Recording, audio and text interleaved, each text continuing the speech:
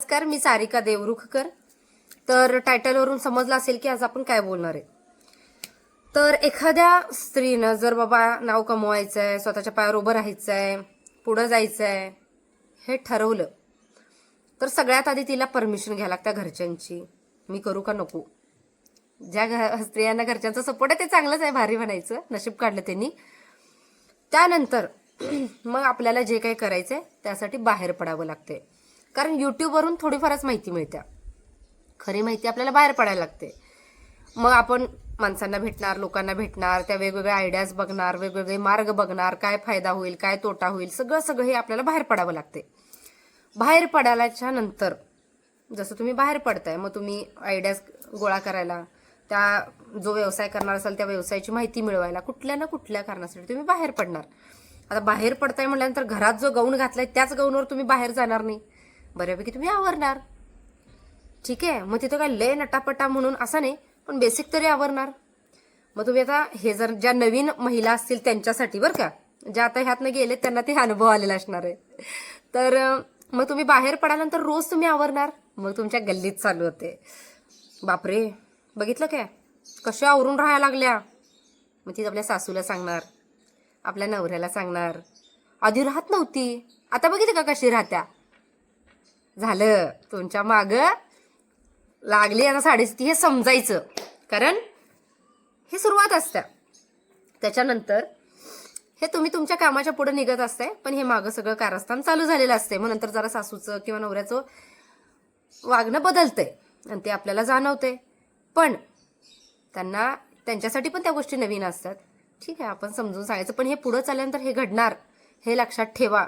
ज्या वेळेला आपण स्वतःच्या पायावर उभं राहतोय त्यावेळेला त्या बिझनेसचं जेवढं आपल्याला माहिती मिळवायची नसते ना, तेवढं ही माहिती मिळवायला लागते. कारण आपलं घर सगळ्यात जास्ती ना आपलं कुटुंब सगळ्यात जास्ती महत्वाचं असते. तिथून पुढं ज्यावेळेला एखादी बाई घराच्या बाहेर पडत्या, पुरुषांच्या तुलनेत एखाद्या बाईला जास्त पुरुष भेटतात. म्हणजेच काय, आता तुमच्या घरी वायरमॅन असणार आहे, मेकॅनिक असणार आहे, एखादं प्लंबर काय खराब झालं तर प्लंबर, फॅन रिपेअर करायचंय, किंवा एखाद्या कोर्टात गेलायत वकील किंवा डॉक्टर, जास्तीत जास्त पुरुष असतात. तुम्ही वायरमॅन, सिलेंडर द्यायला इकडे तिकडे सगळे पुरुषच असतात. म्हणजेच काय, जेव्हा एखादी म्हणजे पुरुषांच्या बायकांच्या तुलनेत पुरुष जास्ती बाहेर आपल्याला भेटणार आहेत. ठीक आहे, तर तुम्ही ज्या वेळेला आता बाहेर पडताय तर ते पुरुष भेटणार, त्यांच्या ओळखी होणार. ह्याचा परिणाम सुद्धा आपल्या मनात काहीही नसेल तरीही आपलं नाव जोडलं जाणं, तुमच्या कॅरेक्टरवरती शिंतोडे उडवणं, मग बाईच बाद, काय माहिती मी सारखं बघल तेव्हा बाहेरच असत्या. पुरुष सकाळी बाहेर पडून रात्री 10-12ला घरी गेला तरी चालतोय, पण आपल्या कामानिमित्त सुद्धा आपण जर बाहेर पडलो तर त्याचा पूर्ण हिशोब ठेवला जातोय. आपल्या वेळेचा, आपल्या वागण्याचा, आपल्या राहण्याचा, आपल्या दिसण्याचा सगळा. तर पहिला म्हणजे जर पायावर उभं राहायचं असेल, मानसिक तयारी करा. मेंटली जेवढं तुम्ही स्टेबल राहाल तेवढं पुढं जाईल. आता तुम्ही म्हणाल हे काय सांगायला लागलाय.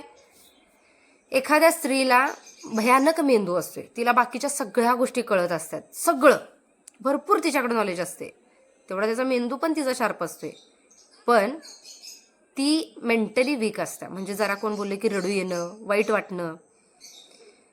पण मी आधीच सांगते की तुम्ही बाहेर पडणार आहे म्हणजे हो होणार, ही मानसिक तयारी तुमची मी आधीच करतेय, हे होणार. तर हे धरून चला. आता ही पहिली मेन गोष्ट आहे, बिझनेस करायचा, स्वतःच्या पायावर उभं राहायचं, तर ही महत्वाची गोष्ट. मेंटली स्ट्रॉंग व्हा. भरपूरशा गोष्टींना तुम्हाला तोंड द्यावं लागणार. तुमचे घरचे असतील त्यांचेही विचार हे गल्लीतले कान भरून भरून बदलवू शकतात. तर त्यासाठी सुद्धा तुम्ही प्रिपेअर राहणं गरजेचं आहे. आता परत काय होते की जेव्हा एखादा पुरुष बाहेर पडतोय तर बाबा हां ठीक आहे ना, तो काम करतोय, घरात आले की पाणी द्या, त्याला जेवण द्या, दमलाय तो. पण तुम्ही जेव्हा बाहेर पडणार आहात तर घरी आल्यानंतर ही कुठलीही अपेक्षा ठेवू नका. परत तुम्हाला वाईट वाटणार, काय रे बाबा मी एवढं करते, पण तुमची कुणीही काळजी घेणार नाही. तुमची काळजी तुम्हालाच घ्यावी लागणार आहे. मग त्याच्यासाठी जिम लावा किंवा वर्कआउट करा, थोडाफार व्यायाम करा, खा प्या, चांगलं व्यवस्थित संतुलित आहार घ्या, कारण तुमच्या हातात आणून देणारं कुणीही नाही आहे. आणि जर तुम्ही वीक झालात तर तुम्ही पुढं कशा जाणार आहे? म्हणजे काय, पहिलं होतं मेंटली स्ट्रॉंग व्हा, दुसरं होतं फिजिकली स्ट्रॉंग व्हा. जिमला चाललात किंवा वर्कआउट करायला तर व्यायाम, हे काय नवीन चालू केल्या बाई, आधी तर करत नव्हती, बघितलं काय बाहेर पडल्यापासून कशी बघायला, हे होणार आहे. त्यामुळं हे करावं लागणार तुम्हाला.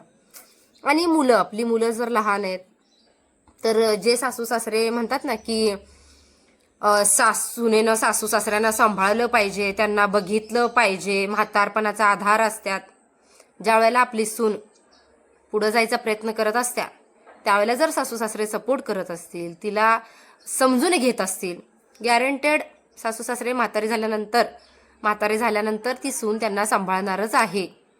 ही निसर्गाची देवाणघेवाण आहे. आता तुम्ही तिला जरासं बळ दिलात, सपोर्ट केलात, तिची मुलं बाळं जरा बघितलात, ती काय तुम्हाला उपास ठेवत नाही सासू सासऱ्यांना, ती देईल खायला. पण आता थोडंसं तिला सपोर्ट केला तुम्ही तर ठीक आहे.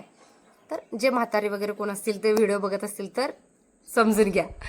आणि तर सुनांनी तुम्ही पण जर आपल्याला सपोर्ट मिळाला तर गॅरंटेड आपण त्यांना हे असंही आपण त्यांना सांभाळणारच आहे. कधीही कुठलीही स्त्री विनाकारण कुठलीही गोष्ट करत नाही किंवा ती वागत नाही. आणि जर ती तशी वागत असेल निष्ठुर कठोर तर त्याला कारणीभूत त्याच्या पाठीमागं घडलेल्या गोष्टी, तिला आलेले अनुभवच असतात. हे तेवढंच खरं आहे.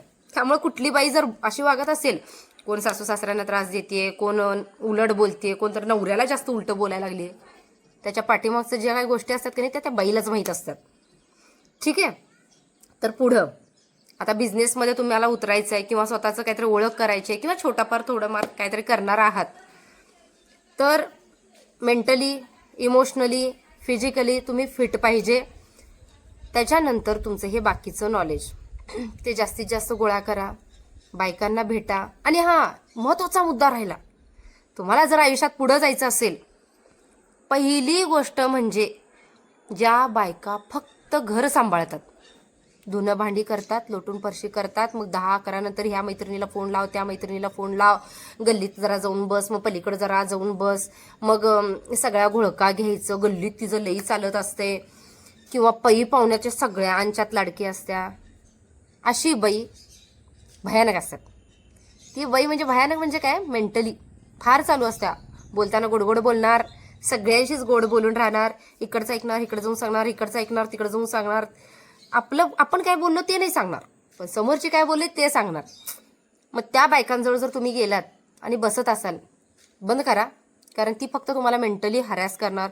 अगो बाई असं करायलाच वय, तुझ्या सासूला चालतंय वय का, नवऱ्याला चालतंय वय का, मग हे ऐकणार, सासू सासऱ्यांना जाऊन सांगणार किंवा गल्लीत पसरवणार. हे भरपूर होते. आणि मेन ज्या गल्लीतल्या बायका असतात, ज्या करत तर काहीच नाहीत, नुसतं धुणं भांडी खाणं पिणं, कारण त्यांच्यात कमवणारे असतात, त्यांचं वयाचा टप्पा तो निघून गेलेला असतोय आणि त्यांना त्यातच इंटरेस्ट निर्माण झालेला असतोय, खायचं पियायचं. मग दुपारचा जो एक 7-8 तास 6 तास वेळ मिळतोय तो काय करायचं, उचापती करायच्या. आपण पुढे जाऊ शकत नाही, मग जे पुढे चालले त्याला मागं वडायचं. कसं वडायचं, इमोशनली हरॅस करून, मेंटली हरॅस करून. तर हे तुमच्या बाबतीतही होणार आहे. अगं बाई जिमला चालल्यास वय, चालतंय वय सासूला तुझ्या, नाही जा बाई, करायला पाहिजे की ग, आपल्यासाठी केलंच पाहिजे, जग बाई, तुझ्यासाठी कुठं जगतेस ग, बघेल तेव्हा घरातलंच कामं करत असतेस की तू, जा जाऊ दे, सोड, त्या सासूचं काय बघतीस, तुझं तू बघ, असं तुम्हाला म्हणणार.